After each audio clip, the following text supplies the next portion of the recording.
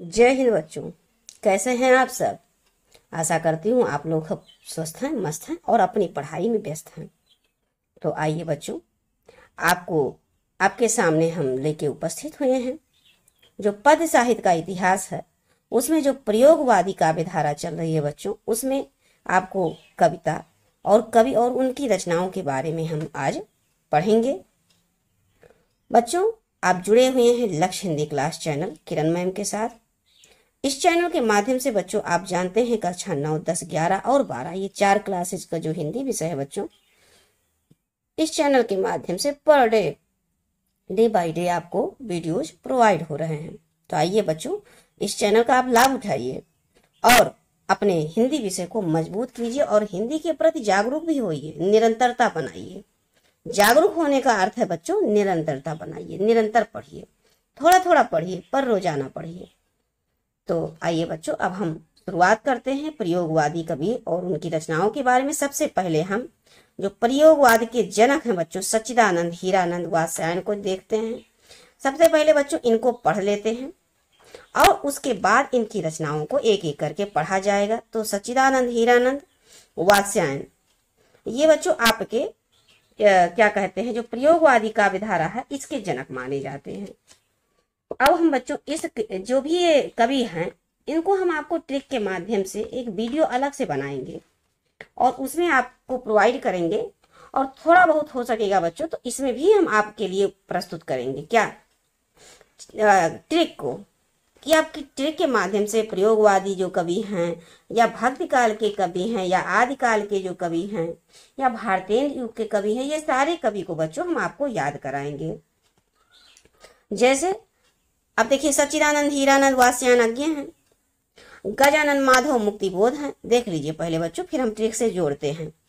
गिरिजा कुमार माथुर हैं, रघुवीर सहाय हैं और उसके बाद बच्चों भवानी प्रसाद मिश्र हैं, धर्मवीर भारती हैं, नरेश मेहता हैं, सर्वेश्वर दयाल सक्सेना हैं।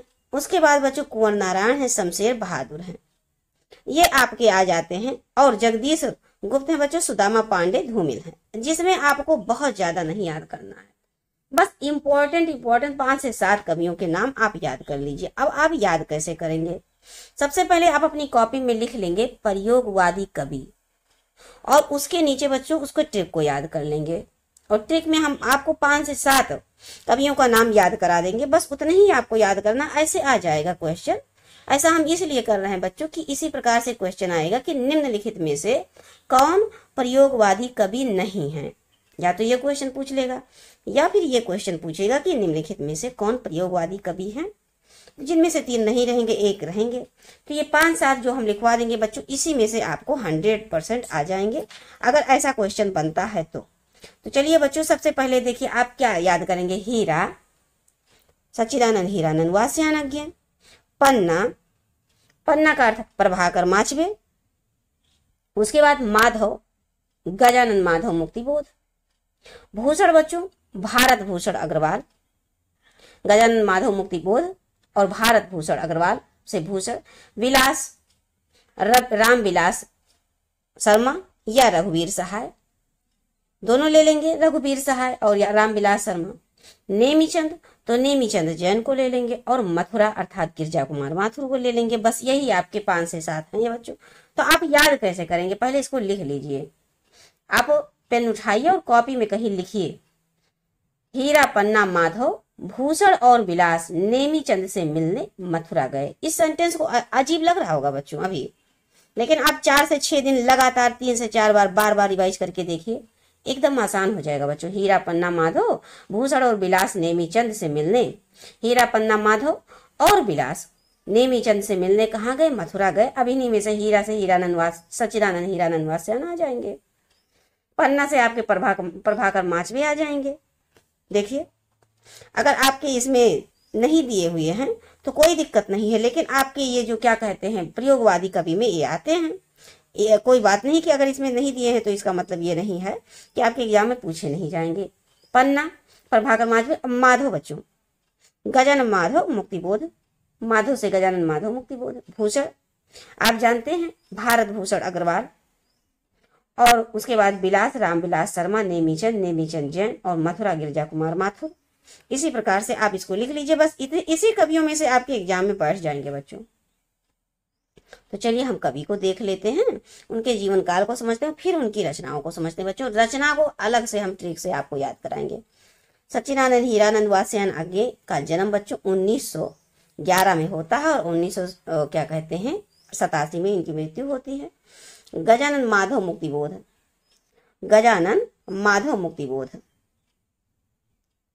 चलिए थोड़ा सा पेन। गजानन माधव मुक्तिबोध बच्चों 1917 में इनका जन्म होता है। 1964 तक कम ही आयु में ये दुनिया मतलब स्वर्गवास हो जाता है इनका। गिरजा कुमार माथुर को देखिए बच्चों 1919 से 1994 तक रहते हैं। ये आपके सिलेबस में है, जीवन परिचय से भी रिलेटिव है, इसलिए आप जीवन और मृत्यु को याद rखिएगा। और रघुवीर सहाय बच्चों 1929 से 1990 तक। भवानी प्रसाद मिश्र, जितने भी लेखक दिए हैं बच्चों, अगर उनसे संबंधित आपके पाठ्यक्रम में कोई भी चीज दिया है, कविता दिया है, कहानी दिया है, पाठ दिया है, कुछ भी दिया है, तो आप उनको याद अवश्य रखिएगा। उनसे संबंधित क्वेश्चन बनेंगे, उनसे कृतियों को पूछा जाएगा, तो ये आपको जीवन परिचय में भी काम आ जाएगा जो इनकी कृतियां हैं। तो भवानी प्रसाद मिश्र को बच्चों देखिए 1914 में इनका जन्म होता है। 1985 में इनकी मृत्यु होती है। और धर्मवीर भारती को 1926 में इनका जन्म होता है और 97 में इनकी मृत्यु हो जाती है। नरेंद्र मेहता को देखिए बच्चों 1922 से 2000 ईस्वी तक इनका जीवन काल रहता है। सर्वेश्वर दयाल सक्सेना को देखिए 1927 से 1983 तक जीवन काल होता है। कुंवर नारायण 1927 से 2017 तक इनका जीवन काल रहता है, अर्थात इनका हाल ही में मतलब कम ही समय में मृत्यु हुई है। शमशेर बहादुर को देखिए बच्चों, तो इनका जन्म 1911 में होता है और 1993 में इनकी मृत्यु हो जाती है। जगदीश गुप्त, तो ये 1924 को जन्म होता है, 2001 में इनकी मृत्यु होती है। सुदामा पांडे धूमिल 1936 से 1975 तक इनका जीवन काल होता है बच्चों। अब आइए सबसे पहले इनकी कृतियों को हम लोग समझ लेते हैं। हमने 2 भाग में किया ताकि चीजों को थोड़ा सा बड़ा आकार करके आपको पढ़ा दिया जाए। तो सबसे पहले तो आप देख रहे हैं क्या कि ये कौन है आपके, ये रचनाएं हैं बच्चों। तो रचनाओं में देखिए भग्नदूत, चिंता इत्यलम, हरी घास पर क्षण भर, बावरा अहेरी, इंद्रधनुष रौंदे हुए, अरि ओ करुणामयी, आंगन के पार द्वार, कितनी नावों में कितनी बार, सागर मुद्रा, पहले मैं सन्नाटा बुनता हूँ महावृक्ष के नीचे जाकर, क्योंकि मैं उसे जानता हूँ, नदी की बांक पर छाया में असाध्य बीड़ा। तो अब बच्चों इसको हम थोड़ा सा आपको ट्रिक के माध्यम से थोड़ा सा ऐड करते हैं, ज्यादा नहीं, बस आप थोड़ा थोड़ा ऐसे देखा करिएगा। क्या बच्चों, थोड़ा थोड़ा निरंतरता आप ऐसे बनाइए। बस आपको मुश्किल से 2 से 4 ही याद करना है, तो आप कैसे याद करेंगे। जैसे मान लीजिए आज्ञे जी का ये रचना आ गया है।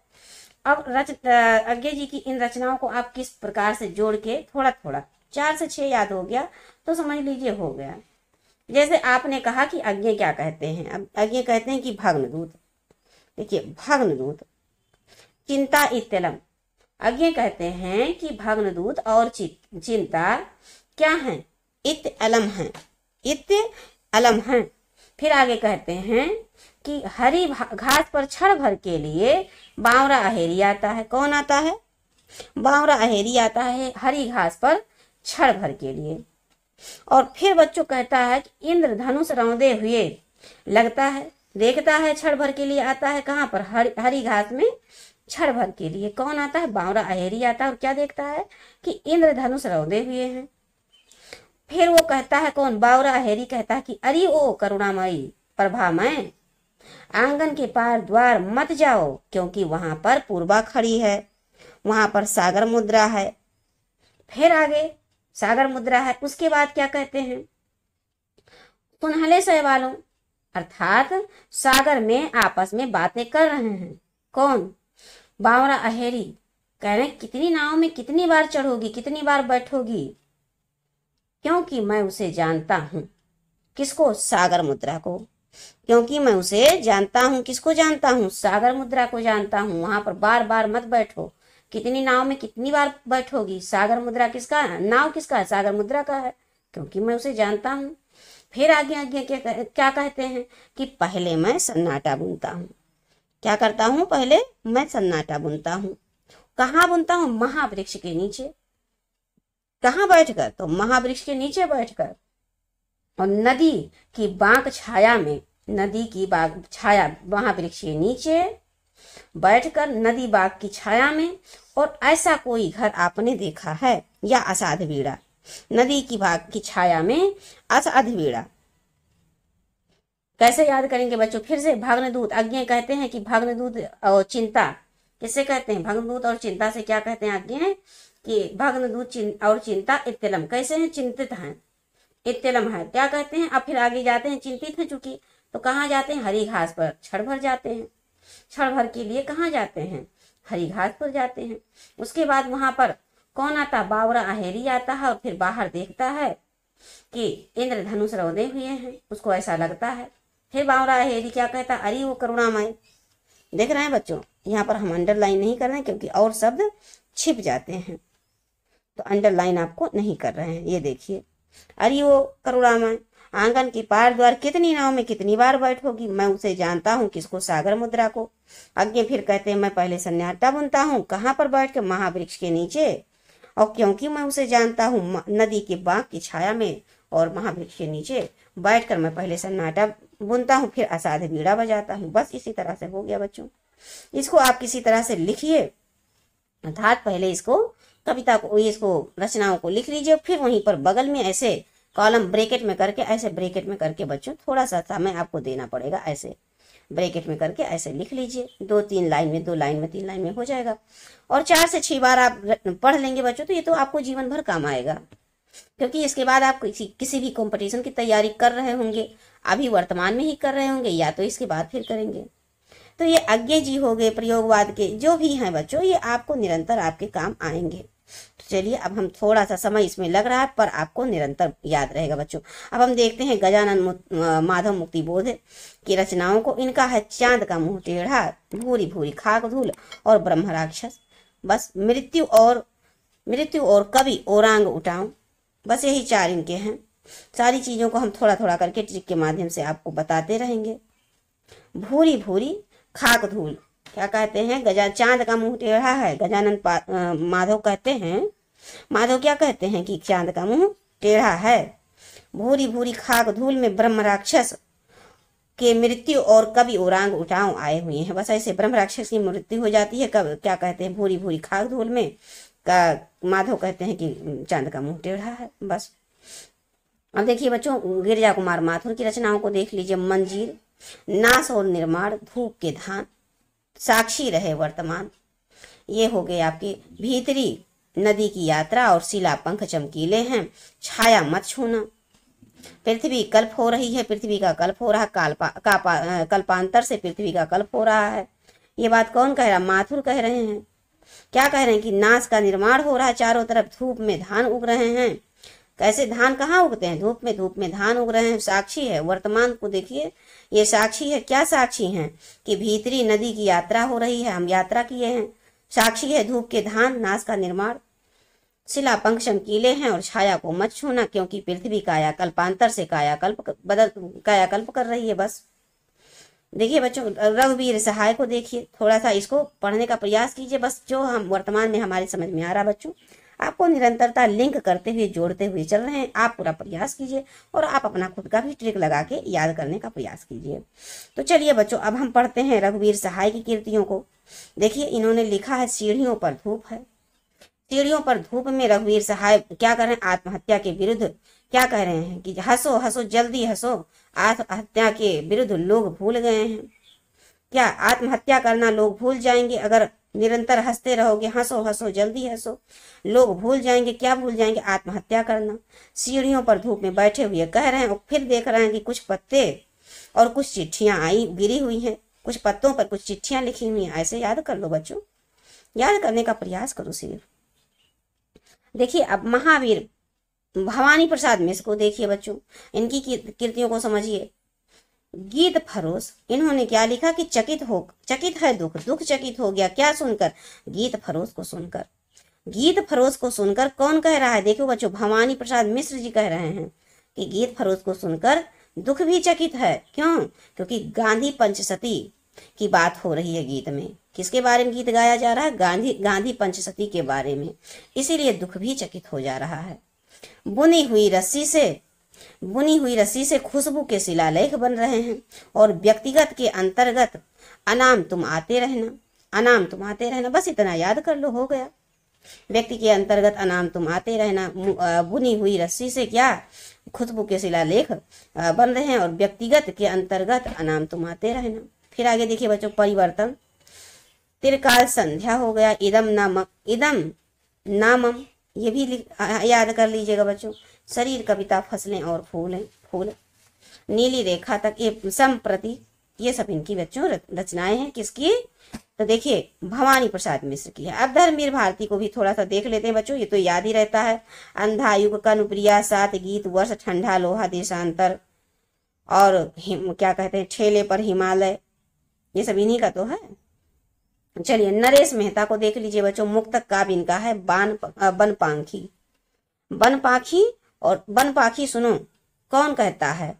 नरेश मेहता कहते हैं, हे बनपाखी सुनो, बोलने दो चीड़ को, मेरा समर्पण एकांत है। तुम मेरी मौत हो, तुम मेरी मौत हो। अरण्या तुम मेरी मौत हो। आखिर समुद्र से तात्पर्य क्या है? पिछले दिनों नंगे पैर पर चले थे हम, समुद्र से क्या तात्पर्य? उत्सव मनाओ, संशय की एक रात में उत्सव मनाओ। भले संशय है तो क्या, उत्सव मनाओ। प्रवाद पर्व, सबरी प्रार्थना कर रही है क्या प्रवाद पर्व पर? बस ऐसे याद करने का ट्रिक जोड़िए बच्चों, बस याद करने बार। अब आप इसको 2 से 3 बार सुनिए और थोड़ा सा समय देकर बच्चों इसको लिख लीजिए, वीडियो रोक के। ये जीवन भर के लिए आपको हो जाएगा। जब तक आप अपना लक्ष्य नहीं प्राप्त कर पाएंगे तब तक ये आपको याद रहेगा। अब देखिए बच्चों, सर्वेश्वर दयाल सक्सेना को देख लेते हैं। काठ की घंटियां और बांस का पुल।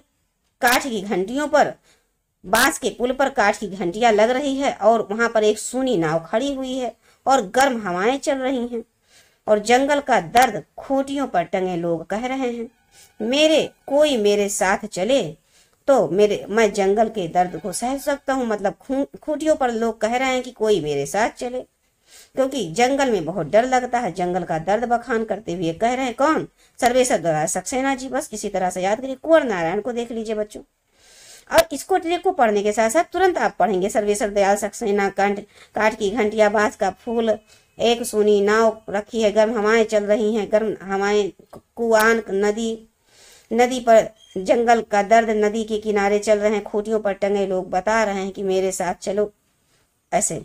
अब देखिए बच्चों, कुंवर नारायण को पढ़ लीजिए। कुंवर नारायण चक्रव्यूह रचते हैं, परिवेश में हम तुम हैं, इसी का चक्रव्यूह रचते हैं, और कहते हैं कि आत्मजयी, अपने सामने कोई दूसरा नहीं, इन दिनों न सीमाएं न दूरियां हैं। कह रहे हैं कि इन दिनों कोई न सीमाएं हैं न दूरियां हैं, और अपने सामने ही परिवेश में हम तुम चक्रव्यूह रचते रहेंगे। किसके बारे में? आत्मजयी के बारे में कुंवर नारायण कहते हैं। शमशेर बहादुर सिंह को पढ़ लीजिए बच्चों। दूसरा तार सप्तक में संकलित 21 कविताएं इन्होंने दिया है। कुछ कविताएं, कुछ और कविताएं। फिर चुका भी हूं नहीं मैं, और उसके बाद में फिर देखिए बच्चों, इतने पास अपने, काल तुझसे होड़ है मेरी, काल तुझसे होड़ मेरी, टूटी हुई बिखरी हुई, काल तुझसे होड़ मेरी, टूटी हुई बिखरी हुई, सुकून की तलाश में। कुछ कविताएं लिख रहे हैं कौन?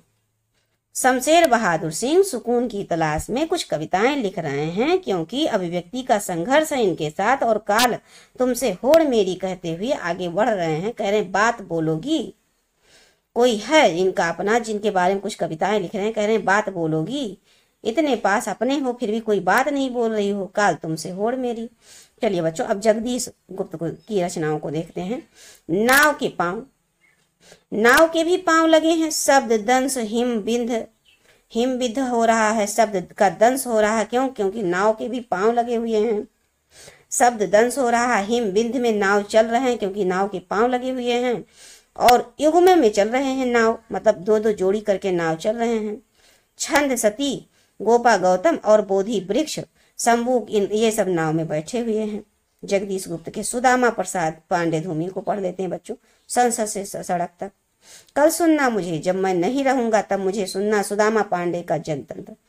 याद कर लीजिए बच्चों, कह रहे हैं कि संसद से सड़क तक कल सुनना मुझे।